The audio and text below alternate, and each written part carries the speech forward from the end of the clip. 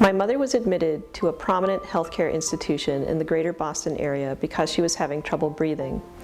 My mother died due to the consequences of a preventable hospital-acquired infection. I'm sharing my story with you to honor my mother and to ensure that no family has to experience what we went through.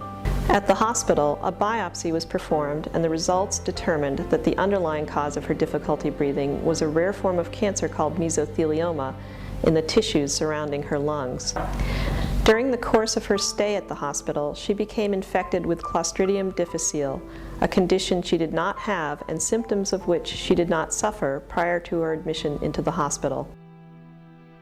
Despite being treated with antibiotics, the infection persisted for many weeks after her hospital discharge, causing her severe pain and diarrhea. The visiting nurses and my mother's post-care physicians failed to relieve her of this infection. My mother said hospital personnel had discouraged her from seeking treatment for her cancer, and she was led to believe that her situation was hopeless. She also told me that she was never informed about how she could seek other medical advice, such as a second opinion regarding the treatment options for her condition. The infection prevented her from receiving any form of chemotherapy.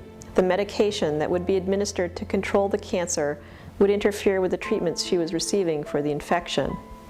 My mother was placed in an impossible situation. In order to control the life-threatening infection, she had to abandon the possibility of treatment for the equally life-threatening cancer.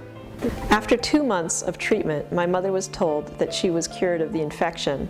However, 1 week later, my mother once again began to suffer from severe diarrhea. She was readmitted to the emergency room, where it was determined that the infection had reappeared. The hospital personnel informed me that the cancer would kill my mother because the amount of time required to treat the hospital-acquired infection would exceed the amount of time required to treat the cancer. After 5 days of discussion with the hospital personnel, I transferred my mother to another hospital. Neither my mother nor I were informed of our rights to request the hospital transfer. To obtain this information, I had to seek the independent advice of an outside nurse and physician. The physicians at the other hospital felt that it was too dangerous to start any therapy for my mother's cancer. It was left untreated and continued to spread throughout her body and into her lungs.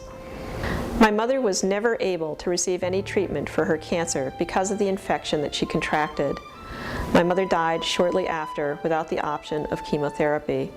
My mother's death motivated me to take an active role in advocating for the rights of patients and their families. I testified in support of a bill aimed at improving reporting of hospital-acquired infections to patients and their families. I believe that legislation enabling patients and their family members to access and compare information about hospital-acquired infection rates would assist them in making informed choices. Through this legislation, I hope that patients are made more aware of their rights, such as a second opinion and the option of transferring hospitals.